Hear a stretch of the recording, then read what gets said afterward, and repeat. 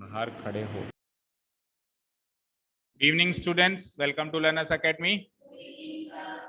Evening. चलिए, तो कल क्वेश्चन नंबर 5 तक खत्म कर दिए थे हमने। अच्छा, 4th का थोड़ा सा पार्ट होमवर्क था, किसका था? 4th का आधा पार्ट होमवर्क था, तो हो गया क्या वो सभी का? ओके, चेक करता हूँ अभी मैं क्लास के बाद। Now will start question number 6। 5th तो पूरा ही करवा दिया था मैंने। ठीक है, question number 6 is diagonal AC of a parallelogram ABCD bisects angle C। आवाज नहीं आनी चाहिए। हम सेटल डाउन हो गया, कुछ लेना देना, स्केल पेंसिल, ठीक है ना? हाँ, diagonal AC of a parallelogram ABCD bisects angle A। ये एक पैरेललोग्राम है, दिख रहा है? इस पैरेललोग्राम ABCD में ABCD में जो ये डायगोनल है AC, ये क्या करता है? एंगल A को बाइसेक्ट करता है। क्या करता है? ये एंगल A को बाइसेक्ट करता है। मतलब ये जैसे ही डायगोनल बनाते हैं अपन, तो डायगोनल बनते ही एंगल A आधा आधा हो जाता है, आधा पार्ट नीचे रह जाता है, आधा पार्ट एंड एग्जैक्टली ये बीच में से डिवाइड हो जाता है। जैसे सपोज करो टोटल 60 डिग्री है, तो फिर 30 ऊपर रह जाता है और 30 नीचे। मान लो टोटल 80 डिग्री है, तो 40 ऊपर रह जाता है एंड 40 नीचे। ठीक है? हाँ, तो ये तो गिवन पॉइंट हो गया ना, ये गिवन पॉइंट हो गया कि ये एंगल बराबर है। अब प्रूव क्या करना है कि ये डायगोनल एंगल A को तो बाइसेक्ट कर रहा है, साथ में ये एंगल C को भी बाइसेक्ट करेगा। ऐसा मुझे प्रूव करके दिखाना है। भाई एंगल A को बाइसेक्ट कर रहा है, ये बात गिवन है। एंगल C को बाइसेक्ट करेगा, ये बात प्रूव करनी है। ठीक है? और एंगल C को बाइसेक्ट करेगा तो ये वाला एंगल के बराबर होगा। तो ये वाला एंगल इसके बराबर है, ये गिवन है, और ये वाला एंगल इसके बराबर है, ऐसा प्रूव करना है। ठीक है, पहले पॉइंट में। और सेकंड पॉइंट में क्या प्रूव करना है कि ABCD इज ए, भाई ये जो बना हुआ है ना, that is actually a rhombus. ये प्रूव करना है मुझे। ये पैरेललोग्राम तो गिवन है, बट ये रोम्बस है, ऐसा मुझे प्रूव करना है। समझ आया? फिगर बना लिया सबने? Every one of you have drawn the figure ना? स्टार्ट करें। गिवन पॉइंट क्या डालेंगे? अभी हमको गिवन है पैरेललोग्राम, तो हम गिवन पॉइंट में पैरेललोग्राम ही मानेंगे। प्रूव क्या करना है? वो रोम्बस है। ठीक है, चलो, तो डायग्राम बना हुआ है तो मैं नहीं बनाता हूं, फिर से गिवन पॉइंट स्टार्ट करते हैं।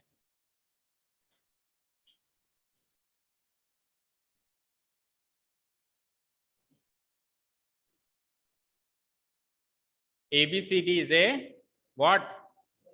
पैरेललोग्राम। पैरेललोग्राम नहीं, पैरेललोग्राम इज ए पैरेललोग्राम। ठीक है?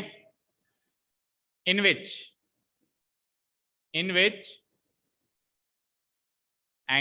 diagonal AC, in which diagonal AC bisects angle A, that is it। बस इतना सा गिवन पॉइंट है कि ABCD एक पैरेललोग्राम है जिसमें डायगोनल AC क्या करता है? एंगल A को बाइसेक्ट करता है। टू प्रूव, 2 पॉइंट हमें प्रूव करने हैं।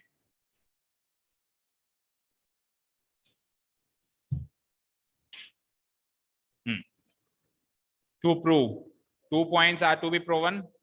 First point is that diagonal AC bisect करेगा। इट का मतलब है डायगोनल AC। इट यहाँ पे किसके लिए? इट प्रोनाउन डायगोनल AC के लिए। तो हम सीधा ही लिख देते हैं क्लियर भाषा में, diagonal AC bisects angle C। ये फर्स्ट पॉइंट है जो प्रूव करना है। सेकंड पॉइंट क्या प्रूव करना है? कि ABCD is a rhombus. Proof start करेंगे अब अपन, है ना? पॉइंट नंबर फर्स्ट हो गया यहां तक का काम सबका। अब AC जो है एंगल C को बाइसेक्ट करेगा, पहले चीज ये प्रूव करनी है। तो कैसे भी करके ये दोनों एंगल बराबर चाहिए, क्योंकि अगर ये दोनों एंगल बराबर हैं तो प्रूव हो जाएगा कि AC इसको बाइसेक्ट कर रहा है।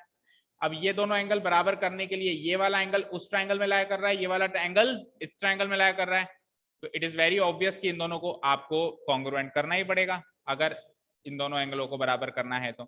अब इन दोनों को कॉन्ग्रुएंट कैसे किया जाए? तो let us see this triangle, have a look at these pair of triangles। देखो, एक दो, ये दो ट्राइंगल है, इनको आपको क्या प्रूव करना है बेटा? कॉन्ग्रुएंट। तो ये पैरेललोग्राम तो ऑलरेडी है, तो AD should be equal to BC, opposite sides, और AC कॉमन है। क्या कह रहे हो सक्षम? पैरेललोग्राम ऑलरेडी गिवन है, तो ऑपोजिट साइड्स इक्वल हो गई। AC क्या है बेटा? कॉमन साइड है, एक साइड ये, एक साइड ये। बीच का एंगल में प्रॉब्लम होगी, पता है क्या? बीच के एंगल में ये प्रॉब्लम होगी कि ये साइड और ये साइड का बीच का एंगल तो ये आ रहा है, और इसमें कॉमन साइड और इसके बीच का एंगल ये आ रहा है। तो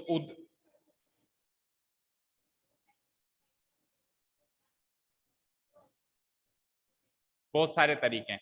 मैं तो ये कह रहा हूं, अच्छा आपको ये वाला एंगल इसके इक्वल करना है ना, तो ये वाला एंगल इसके इक्वल करना है। दैट मीन्स जब आप ट्राइंगल का नाम लिखेंगे, अब यहाँ पे ट्राइंगल का नाम बड़ा क्रूशियल है।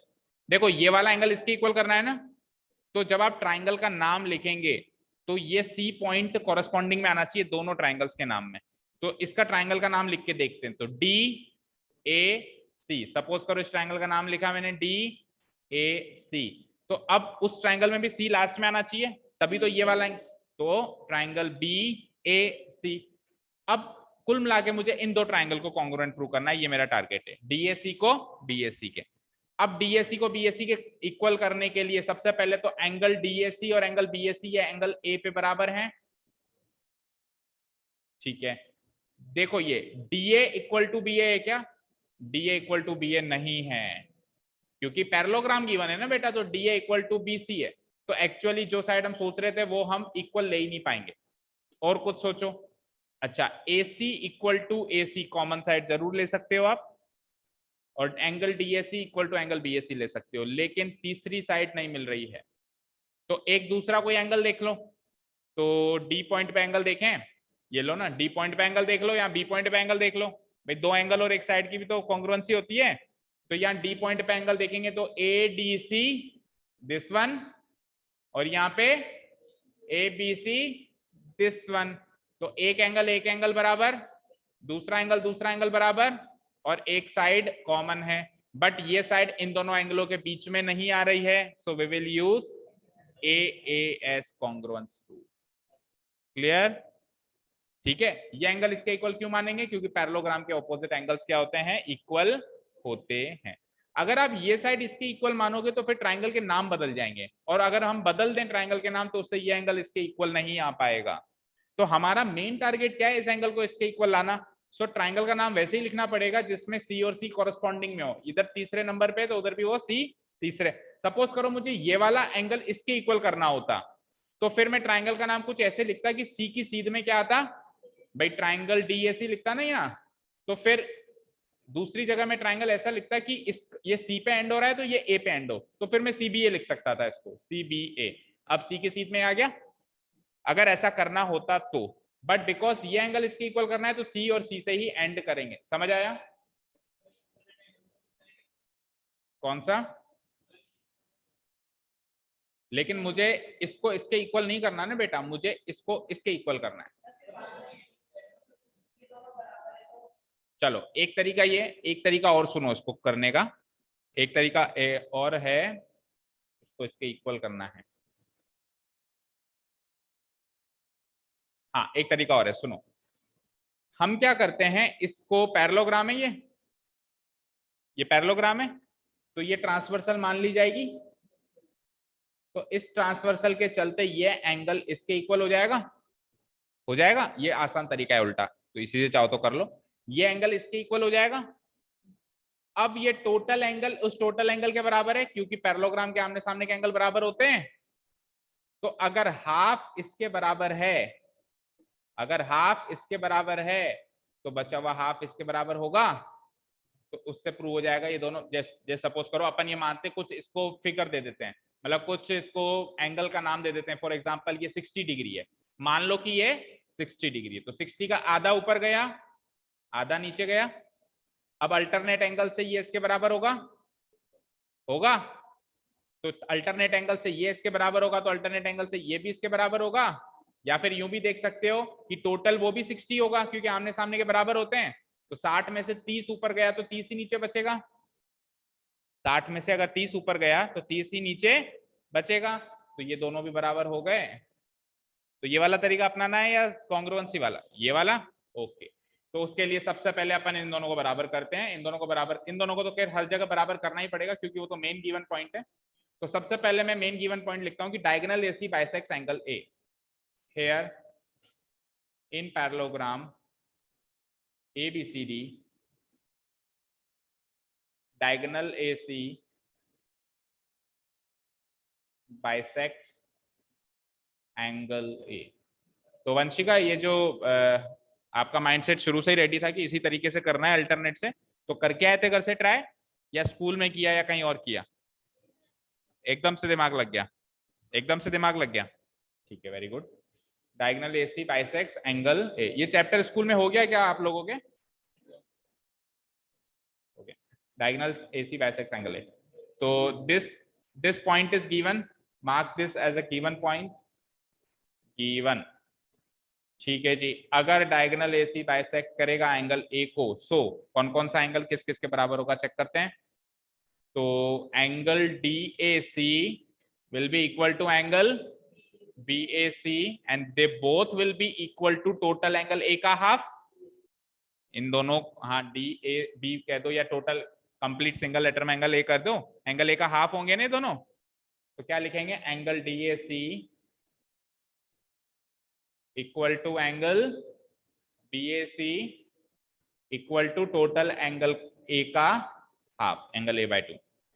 इसको मार्क कर देते हैं equation number 1।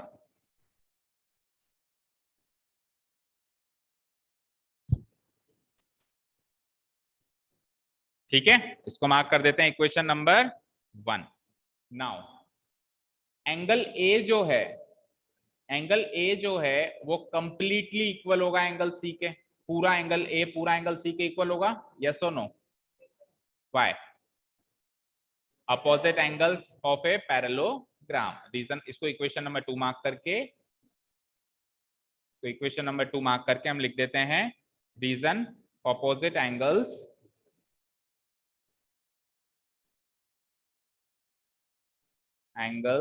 Of a parallelogram.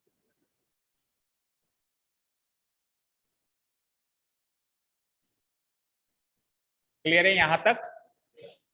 ठीक है, अब अपने को पैरेललोग्राम में वो कॉन्सेप्ट लेना पड़ेगा पैरेलल लाइंस का और ट्रांसवर्सल का, ना। तो नाउ इन पैरेललोग्राम ABCD कौन कौन सी पैरेलल लाइंस ले रहा हूं मैं? I am taking these two parallel lines, DC parallel AB। क्यों है ये दोनों पैरेलल?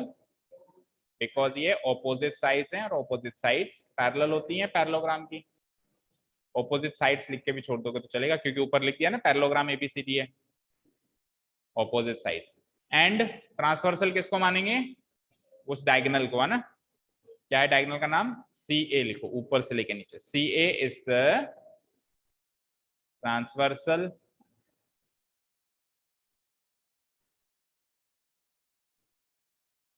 असली कॉन्ग्रुएंसी और जो टॉपिक्स है ना वो इस चैप्टर में अप्लाई होते हैं। इतना दिमाग तो हमारा पिछले चैप्टर जो एक्चुअल कॉन्ग्रुएंसी का चैप्टर था उसमें भी नहीं लगा, लेकिन इस चैप्टर में बहुत डिटेल में वो कॉन्सेप्ट्स अप्लाई होते हैं। 6th और 7th का मिक्स इसमें 8th में अप्लाई होता है ना। CA is the transversal. So which of the angles will be equal, इसको अलग से मैं हाईलाइट करके दिखाता हूं। DC और AB को हमने पैरेलल लाइंस कंसीडर किया और CA को हमने क्या किया? ट्रांसवर्सल कंसीडर किया। तो कौन से दो एंगल बराबर होंगे? ये वाला और ये वाला।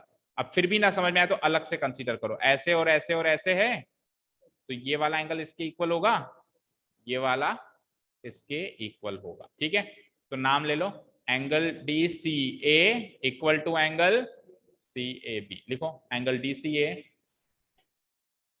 Angle DCA equal to angle CAB। मत लिखो BAC लिखो, क्योंकि ऊपर अपन ने उसी एंगल का नाम BAC लिखा है। देखो ध्यान से, ऊपर अपन ने इसी एंगल का नाम BAC लिखा है ना, तो CAB ना लिख के इसका नाम सेम नाम यूज करेंगे हम पूरे क्वेश्चन में। Angle DCA equal to angle BAC। Mark this as equation number 3 और रीजन नीचे लिख दो, अल्टरनेट एंगल्स।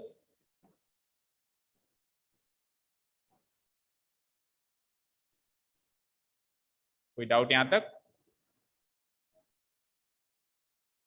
पता नहीं यार, फोन करके पूछो, कुछ इन्फॉर्मेशन दी होगी उन्होंने। ऑल्टरनेट एंगल्स हैं और इक्वेशन नंबर 3, यहां तक क्लियर है सभी का? अब अपन कहां तक पहुंचे हैं एक बार देखते हैं। देखो हमने ये कर दिया कि इसको इसके बराबर कर दिया, इसको उसके बराबर कर दिया, पूरे को पूरे के बराबर कर दिया। तो अब बचा हुआ एंगल कैसे निकालोगे आप? ये बचा हुआ एंगल कैसे निकालोगे? इस पूरे में से ऊपर वाला माइनस करके। तो फिर इसको इसके ये दो पैरेलल लाइंस लेनी पड़ेगी। अगर ये दोनों ले रहे हो ना आप और ऐसे ट्रांसवर्सल ले रहे हो तो ये एंगल इसके इक्वल होगा। लेकिन मैं देख रहा हूं वो ना करके भी अगर अपन निकालना चाहे तो कैसे? आपको ये एंगल निकालना है। ये एंगल कैसे निकलेगा? इस पूरे में से इस ऊपर वाले को माइनस करके। अच्छा जी, एंगल सी में से माइनस करोगे आप। ऊपर वाला एंगल का नाम क्या लिखा आपने? DCA। ठीक है, अब एंगल सी को मैं एंगल ए लिख सकता हूं, बराबर है दोनों। और एंगल DCA को मैं एंगल BAC लिख सकता हूं। तो एंगल ए में से BAC गया, पूरे एंगल ए में से ये नीचे वाला गया BAC, तो ऊपर वाला बचा, ये बच गया एंगल DAC। अब ये बच गया एंगल DAC, बट इससे ये प्रूव नहीं हुआ। DAC बचा, DAC।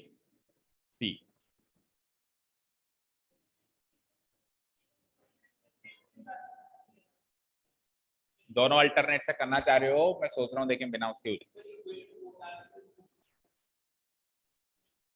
हमको प्रूव करना है कि ये DCA BCA, ये एंगल BCA की वैल्यू है एक तरीके से, BCA की वैल्यू है टोटल एंगल C में से ऊपर वाला एंगल माइनस किया। तो अब ये जो वैल्यू है BCA की, ये इस DCA के बराबर आनी चाहिए। तो BCA की वैल्यू मेरी DAC के बराबर आ रही है। अच्छा, अब DAC और DCA बराबर है क्या? DAC DCA, ये दोनों एंगल बराबर हैं क्या? This one and this one. अभी तक ऐसा नहीं पता चला नहीं कि दोनों बराबर हैं?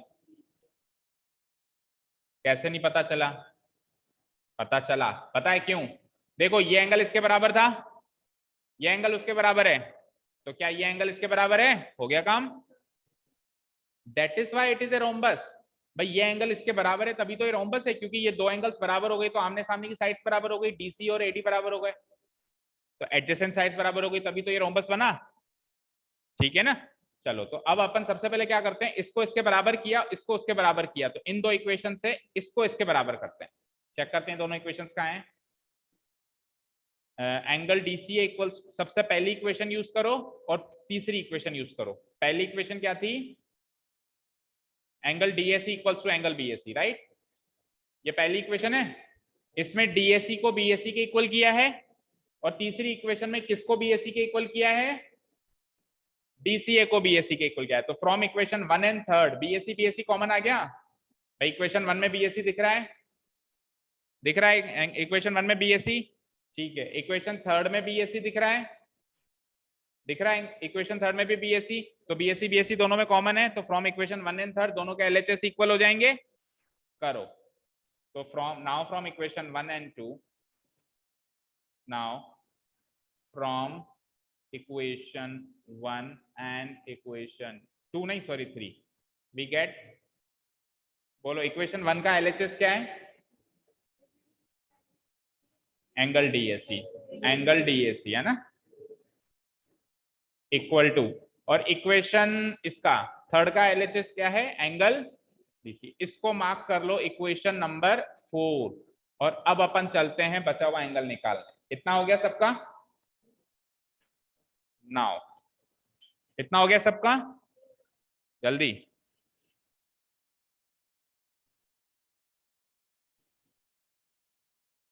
हम्म,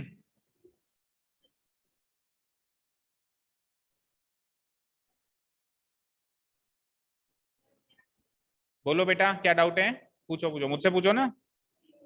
हो गया क्लियर? हाँ अब सुनो, अब अपने को निकालना है ये वाला एंगल, एंगल बी सी ए। इस BCA को निकालने के लिए क्या करेंगे, कुल एंगल C में से ऊपर वाला एंगल DCA माइनस करेंगे। मान लो ये टोटल होता है 80 डिग्री और ऊपर अगर 10 डिग्री होता तो नीचे वाला 80 में से 10 माइनस करके 70 निकालते हैं। तो वही तो कर रहा हूं मैं, पूरे एंगल में से ऊपर वाला माइनस करेंगे तो ये तो नीचे वाला आएगा। तो क्या लिख सकता हूं मैं, angle BCA equal to total angle C minus angle DCA।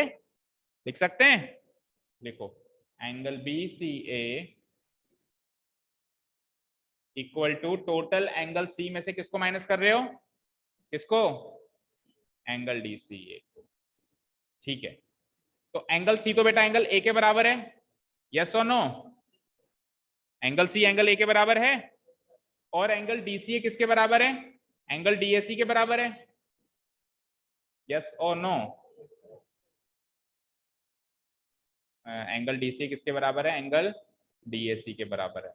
यहाँ पे मैं क्या डालूंगा, एंगल C को एंगल A क्यों लिखा, फ्रॉम इक्वेशन 2, इक्वेशन 2 में दोनों को साथ बराबर किया था हमने, चेक करो, इक्वेशन 2 में एंगल A और एंगल C को बराबर किया था। तो ये पॉइंट तो एंगल C में से, एंगल C को एंगल A तो मैंने इक्वेशन 2 से लिखा, और एंगल DCA को DAC किससे लिखा, इस इक्वेशन 4 से लिखा। तो नीचे रीजन क्या डालेंगे हम, from equation 2 and 4, from equation 2 and equation 4। चलो अब फिगर में से देख के बताओ बेटा कि एंगल A में से DAC गया तो क्या बचा, एंगल A में से पूरा एंगल DAC गया तो क्या बचा, एंगल BAC बचा, राइट। ठीक है, तो लिख देते हैं इसको एंगल BAC। और एंगल BAC किसके बराबर है जरा बताना, इक्वेशन थर्ड को यूज करो, इक्वेशन थर्ड को, एंगल DCA फ्रॉम इक्वेशन 3। तो यही प्रूव करना था कि angle BCA should be equal to DCA।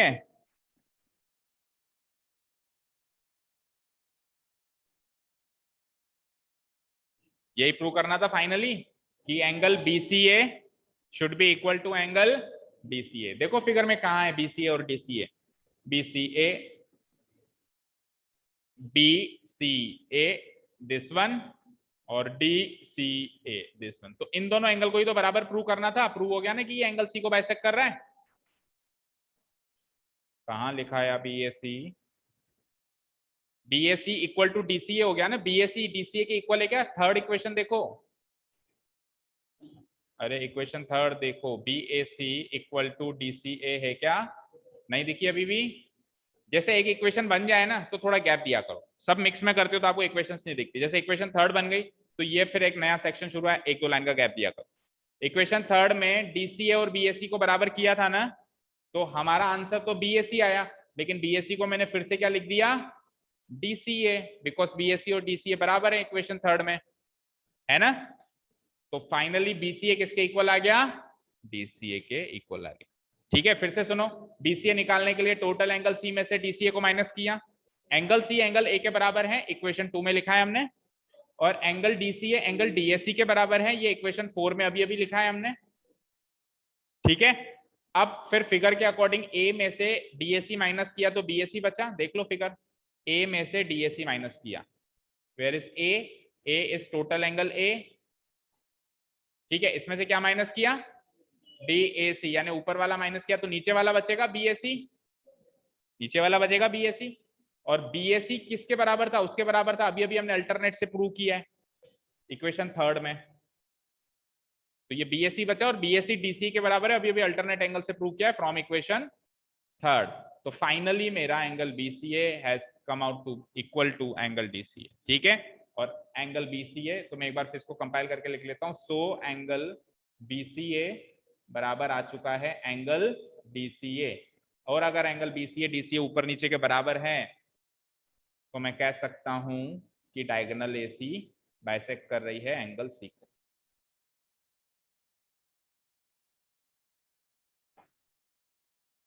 Proved.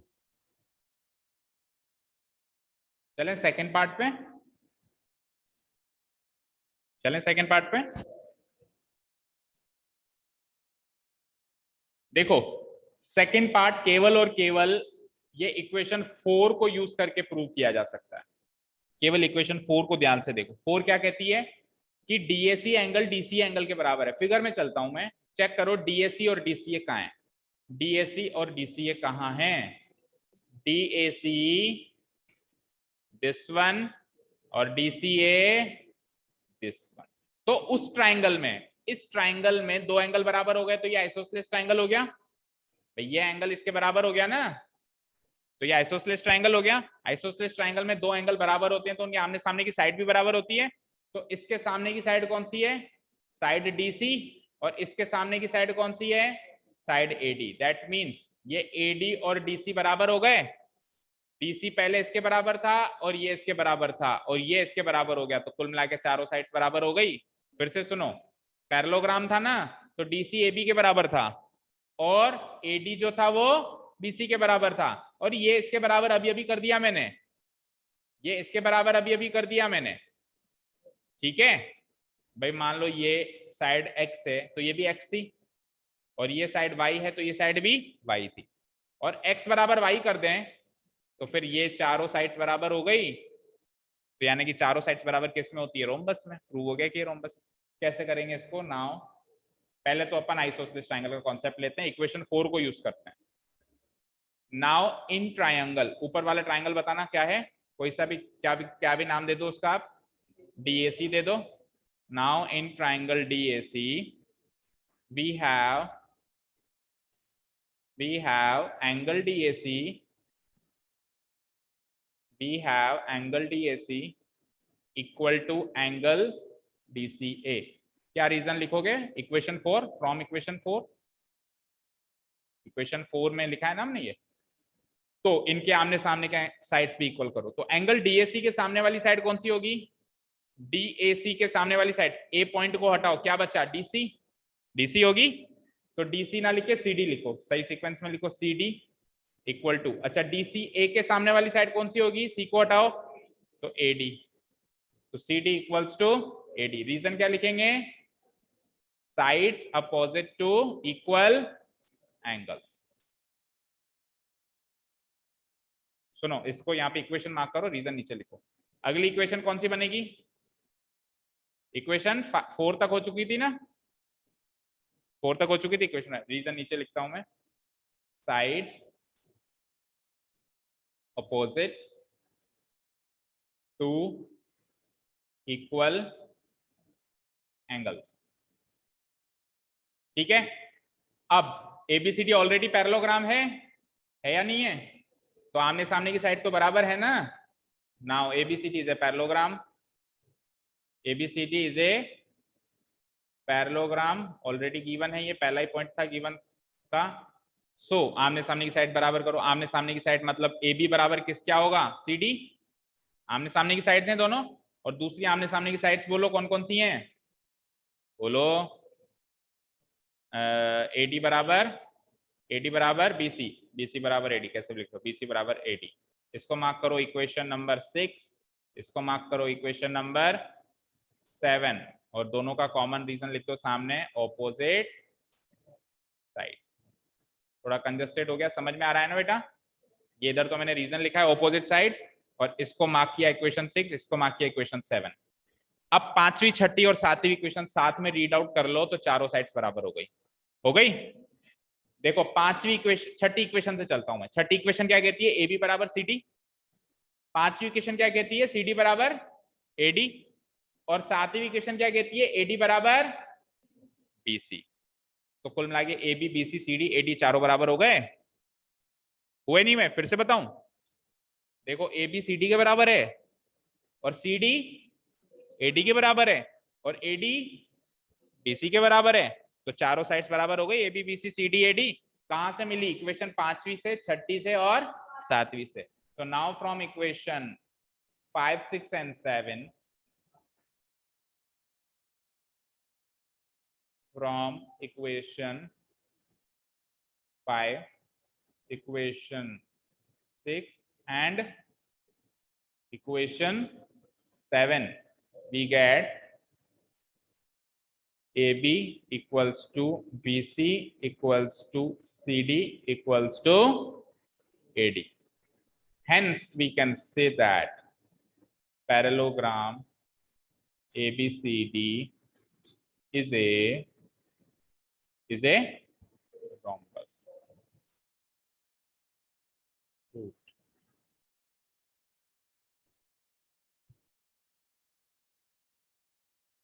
ये आपका क्वेश्चन यहाँ पे ओवर होता है। बताओ कोई डाउट? नो? आप इससे पहले और भी कोई ट्यूशन जाते हो क्या यहाँ आने से पहले? तो आप लोग मुझे वहां दिखे थे, इधर आ रहे थे, तो पीछे जाके कैसे आओगे आप? तो सौम्या के लिए आप पीछे गए थे? सौम्या इनको पीछे बुलाती है। आप उधर से आते हो? आप कहाँ रहते हो? आप इधर रहते हो ना शायद, शिवाजी कॉलोनी। अच्छा ठीक, उधर ही रहते हो कहीं। ठीक, अच्छा आपकी शॉप है यहाँ पे? ठीक है, फाइन, क्लियर, ठीक है। अच्छा और कोई तरीका माइंड में आ रहा है इस सेकंड वाले पार्ट को प्रूव करने का? अगर किसी के माइंड में और कोई तरीका, फर्स्ट वाले को तो खूब डिस्कस कर लिया, क्या एंगल साइड मतलब इन दोनों ट्राइंगल को कॉन्ग्रुएंट प्रूव करोगे ना, तो उससे क्या हो जाएगा, एक तो ये साइड इसके बराबर, और दूसरा क्या DA is equals to CB, और तीसरी साइड भी बराबर है, वो तो होने में तो, लेकिन कॉन्ग्रुएंसी क्या लिखोगे कैसे? उससे क्या ये साइड इसके बराबर आ सकती है या ये साइड इसके बराबर आ जाए? आप मुझे नाम बताओ, ट्राइंगल का नाम क्या लिखोगे आप? इस वाले ट्राइंगल का नाम बोलो, ADC, ठीक है। एंड उस वाले ट्राइंगल का नाम बोलो, ABC। अब सुनो, इसको प्रूव करने के लिए, कॉन्ग्रुएंट प्रूव करने के लिए क्या करोगे? AD बराबर AB करोगे? नहीं कर सकते ना। एंगल DAC और BAC बिल्कुल सही है, बराबर है। DAC और BAC बराबर है, गिवन है, एंगल बाइसेक्ट हो रहा है। सेकंड एंगल, एंगल DCA और उधर BCA, हाँ DCA BCA अभी अभी बराबर प्रूव किया है। और एक साइड ले लो कॉमन, AC बराबर AC, हाँ तो आप ये ले सकते हो ASA, साइड बीच की है ना, तो कॉन्ग्रुएंसी से दोनों ट्राइंगल कॉन्ग्रुएंट प्रूव हो जाएंगे। और एक बार अगर ये दोनों कॉन्ग्रुएंट प्रूव हो गए तो AD बराबर AB, AD बराबर AB। बस एक बार दो एडजेसेंट साइड प्रूव हो जाए कि इक्वल हैं, तो फिर तो वो रोम्बस है। भाई देखो, आमने सामने की साइड बराबर है, अब एडजेसेंट साइड भी बराबर है, दैट मींस चारों साइड को बराबर होने से कोई नहीं रोक सकता। समझे नहीं समझे? आमने सामने की साइड तो बराबर है, ये वाली इसके, ये वाली इसके। अब एडजेसेंट साइड भी बराबर हो जाए जो साथ में लगी हुई है, तो फिर तो 100% चारों साइडें बराबर है।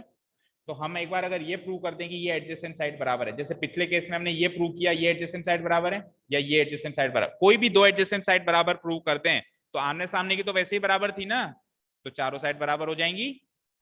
ठीक है, समझ आया? अब इस क्वेश्चन से एक रिजल्ट लेके चलना है अपने को कि अगर किसी पैरेललोग्राम में कोई भी डायगोनल एंगल को बाइसेक्ट करे तो वो पैरेललोग्राम एक्चुअली एक रोम्बस है जिसकी चारों साइडें बराबर हैं। समझ में आया? यही तो था इसमें, पैरेललोग्राम में एंगल C बाइसेक्ट हुआ था, ओ सॉरी एंगल A बाइसेक्ट हुआ था, यहीं से तो कहानी शुरू हुई थी, उससे वो बेचारा C भी बाइसेक्ट हो गया और उससे ये रोम्बस प्रूव हो गया। ठीक है, तो मैं ये कह सकता हूं कि पैरेललोग्राम जब मैं बनाऊंगा और उसका डायगोनल में खींचूंगा तो कोई गारंटी नहीं है ये दोनों एंगल बराबर है, मतलब ये बाइसेक्ट होने की गारंटी नहीं है। बट अगर मैं रोम्बस बनाऊंगा और उसमें डायगोनल खींचूंगा तो गारंटी है ये दोनों एंगल बाइसेक्ट हो रहे हैं और वो दोनों भी बाइसेक्ट हो रहे हैं। इधर ये छोटे बड़े हो सकते हैं, उधर वो छोटे बड़े नहीं होंगे, क्योंकि पैरेललोग्राम लेके और बाइसेक्शन वाला पॉइंट लिया तो बेचारा पैरेललोग्राम ही रोम्बस प्रूव हो गया। दैट मीन्स रोम्बस में ही बाइसेक्शन होता है, पैरेललोग्राम में डायगोनल बाइसेक्ट एंगल को नहीं करता है। ठीक है, क्लियर है? ठीक है, हर एक क्वेश्चन से एक सीख लेके चलनी आगे के लिए। चलते हैं 7th।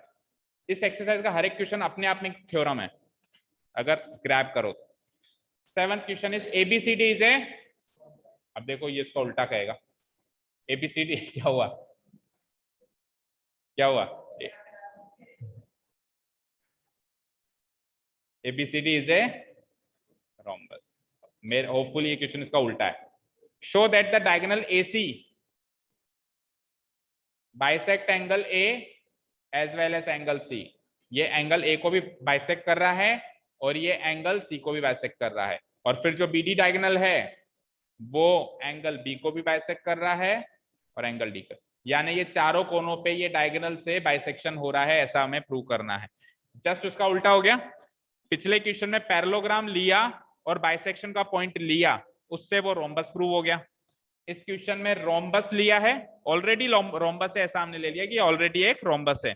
तो अब ये प्रूव करना है कि चारों कोनों पे ये जो डायगोनल्स हैं उन चारों एंगल्स को बाइसेक्ट करेंगे, मतलब ये डायगोनल इन दो एंगल को बाइसेक्ट करेगा और ये डायगोनल इन दो एंगल को बाइसेक्ट करेगा। जब अपन इस डायगोनल की बात करेंगे, डायगोनल AC की बात करेंगे, तो फिगर में एक ही डायगोनल बनाएंगे AC, ठीक है। BD डायगोनल उस समय नहीं खींचेंगे, पहले इसका काम करेंगे। फिर जब अपन डायगोनल BD की बात करेंगे तो फिगर चेंज करके और दोबारा डायगोनल बना के अब BD डायगोनल बनाएंगे, और ऑब्वियसली उसी का same to same process repeat होगा। तो मैं डायगोनल AC का काम नहीं, डायगोनल AC का काम मैं करवाता हूं और डायगोनल BD का काम आप करेंगे। डायगोनल BD में आपको क्या करना है, फिगर चेंज करके AC की जगह BD डायगोनल खींचना है। तो कॉपी पेस्ट दोनों एक साथ नहीं कर पाओगे। क्यों? देखो, आप जब डायगोनल AC बनाओगे, सुनो मेरी बात, डायगोनल AC बनाओगे तो ये दो ट्राइंगल्स बनेंगे ना, इन दोनों ट्राइंगल्स की कॉमन। फिर अगर साथ में अगर आप डायगोनल BD बना दो तो वो दोनों ट्राइंगल दिखेंगे नहीं, ज्यादा कंफ्यूजन है। तो हम एक बार में एक ही डायगोनल का काम करेंगे, ठीक है। शुरू करें। Let us draw a rhombus. Figure अपने आप बनाना है इसमें नहीं, एक काम तो आधा काम तो करो और आधा काम, क्योंकि सपोज करो आप कर पाओगे बाकी नहीं कर पाए तो नहीं कर पाएंगे, मुझे पता है। A teacher knows it all, सब जानता है टीचर। आपके पेरेंट्स भी आपके सारे राज नहीं जानते होंगे, लेकिन टीचर सारे राज जानता है, तो मुझे पता है, इसलिए करो। हाँ, ABCD रोम्बस AB रोम्बस बनाना है बेटा, तो चारों साइड्स इक्वल होनी चाहिए ना, एग्जैक्टली भले मत नापिए पर अंदाजा। तो पहले डायगोनल AC बना लेते हैं, ठीक है ना।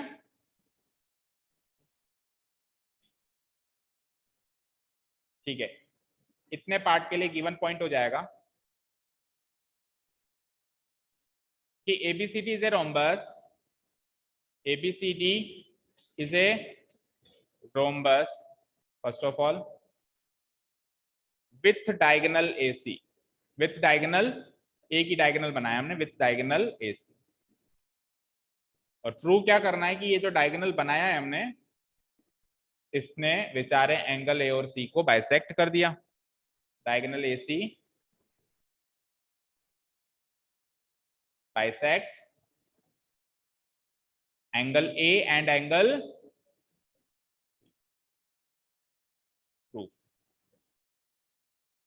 तो ऑलरेडी अगर रोम्बस गिवन है तो ऑलरेडी रोम्बस की प्रॉपर्टीज यूज कर सकते हैं। What are the properties which we can use? कि all sides are equal and diagonal एक ही बनाया है। हाँ, तो इन दो ट्रायंगल को सीधे सीधे हम कॉन्ग्रुएंट कर लें क्या? क्या हुआ, क्यों सी आ रही है? गायत्री एंड साक्षी, कल से आप दोनों को जुदा करना पड़ेगा, सॉरी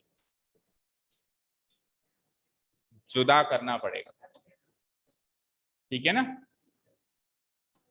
क्योंकि हंसी ज्यादा आती है आपको एक दूसरे के साथ। होपफुली दूर दूर रहो तो थोड़ा रोना है, और रोना भी थोड़ा सेहत के लिए कभी कभी लाभदायक होता है।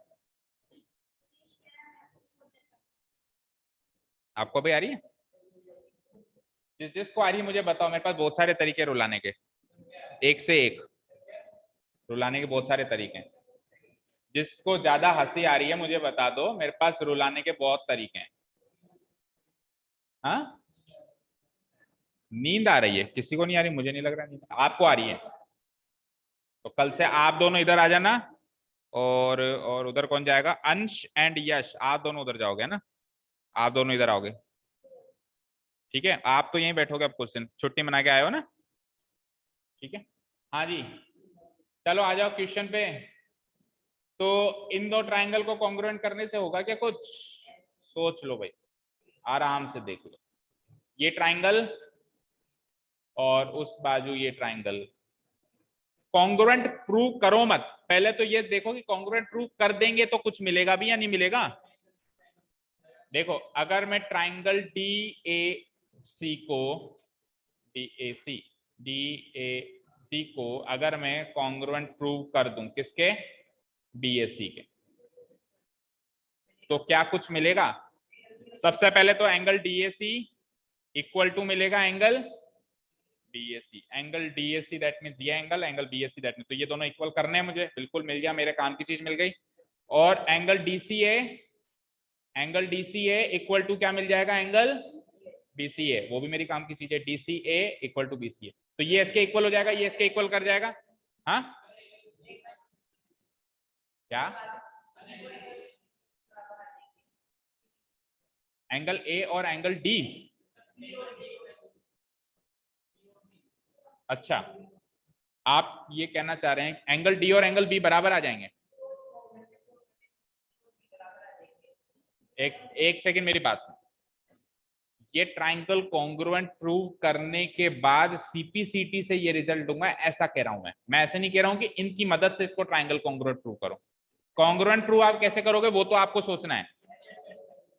एक बार कॉन्ग्रुएंट प्रूव हो गए ना, उसके बाद में ये दो चीजें CPCT से निकाल सकता हूं ना, कि एंगल DAC बराबर एंगल BAC है, निकाल सकता हूं, DAC BAC, तो ये दोनों एंगल बराबर हो गए।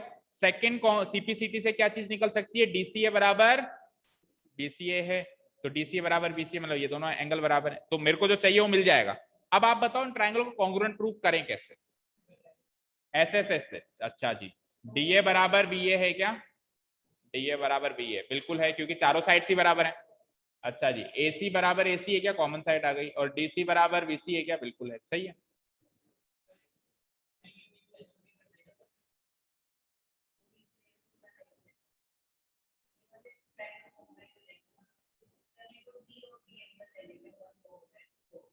एंगल ADB, ये एंगल ADC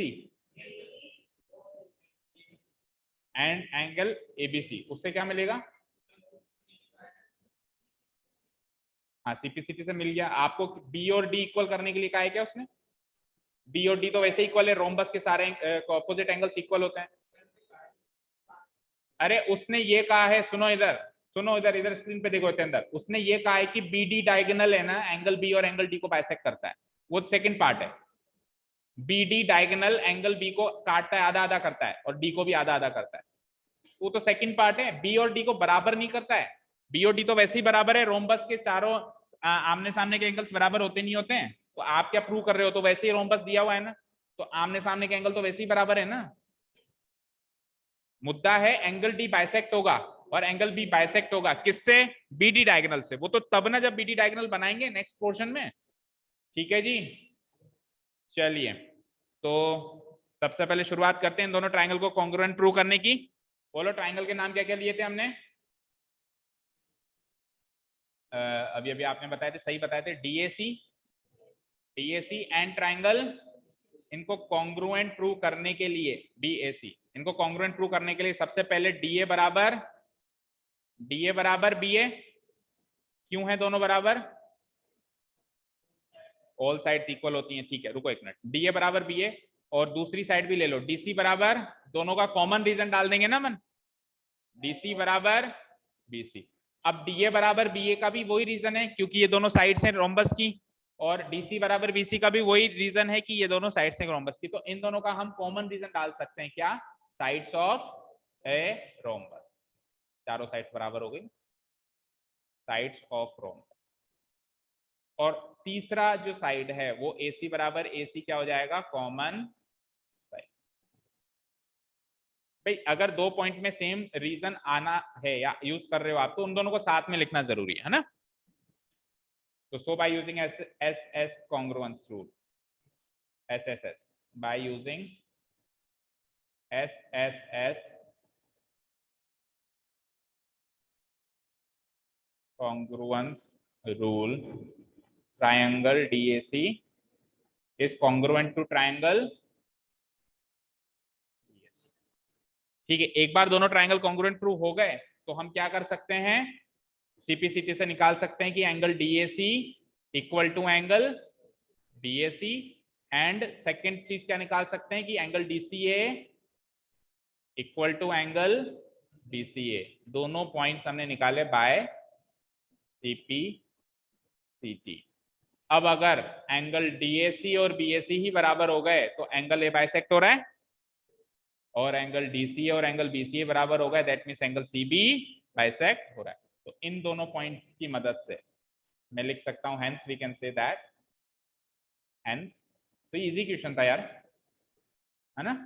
कॉन्ग्रुएंट भी इजीली प्रूव हो गया और CPCT से सीधे डायरेक्ट रिजल्ट आ गया। Hence we can say that diagonal AC bisects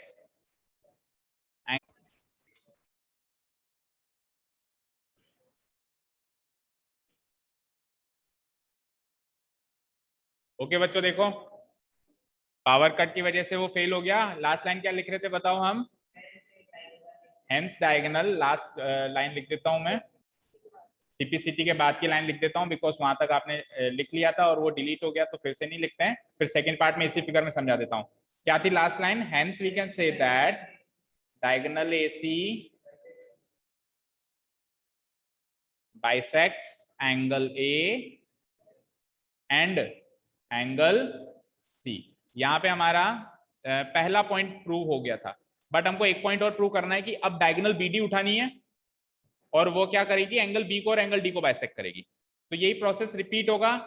हम क्या करेंगे, गिवन पॉइंट में डायगोनल AC की जगह क्या डालेंगे, डायगोनल BD। देखो चेंजेस क्या क्या होंगे, गिवन पॉइंट में हम क्या डालेंगे, डायगोनल BD, और टू प्रूव में भी डायगोनल BD, और यहाँ पे क्या होगा, angle B and angle D। अच्छा, फिगर में क्या क्या चेंजेस होंगे, फिगर में ये चेंजेस होंगे कि ये जो डायगोनल है, this diagonal will be shifted to here and here like this, ठीक है, ये डायगोनल ऐसे शिफ्ट हो जाएगी, ठीक है।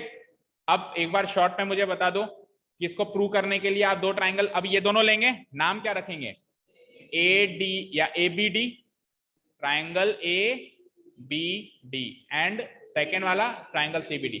सबसे पहले तो इसको कॉन्ग्रुएंट प्रूव कैसे करेंगे, वही SSS से, क्योंकि AB बराबर CB है, AB बराबर CB है क्योंकि साइड्स हैं रोम्बस की सारी बराबर है, BD बराबर BD कॉमन साइड आ गई, BD बराबर BD कॉमन साइड आ गई, और AD बराबर CD, वही साइड्स ऑफ रोम्बस। तो SSS से ये दोनों ट्राइंगल कॉन्ग्रुएंट प्रूव हो गए। एक बार ये दोनों ट्राइंगल कॉन्ग्रुएंट प्रूव हो गए तो CPCT से रिजल्ट क्या लोगे, पहला तो लेंगे angle ABD equal to angle CBD, तो इसका मतलब है B पॉइंट पे बाइसेक्शन हो गया, B एंगल बाइसेक्ट हो गया, और दूसरा angle ADB equal to angle CDD, angle ADB equal to angle CDB। इससे क्या प्रूव हो जाएगा कि एंगल D पे भी बाइसेक्शन हो गया।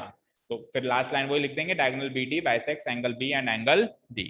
हो जाएगा सेकंड पोर्शन होमवर्क, बोलो ठीक है ना, काफी है आज के लिए, ठीक है, जानवी हो जाएगा बेटा, ठीक है। चलिए तो आज के लिए काफी है, कितने क्वेश्चंस, दो ही क्वेश्चंस कर पाए आज भी, कोई बात नहीं, होले होले करो, धीरे धीरे, बट सब कुछ समझ समझ के करो। कितने क्वेश्चंस हैं टोटल, यार क्वेश्चंस भी खूब है, ठीक है, कोई बात नहीं, कर देंगे। छह तो कर ही लिए, आधे तो कर ही लिए, हाँ वही तो कह रहा हूँ ना, डिफिकल्ट है तो अपन धीरे धीरे करेंगे, लेकिन जो भी करो चाहे ऐसे दो नहीं एक ही करो। अगर आप कहो कि इसको और धीरे कराओ तो मैं और धीरे कराऊंगा, चाहे से दो की जगह एक करो, लेकिन वो एक क्वेश्चन अच्छे से करो, ठीक है। Thank you so much for listening to us, have a nice day, keep learning and bye.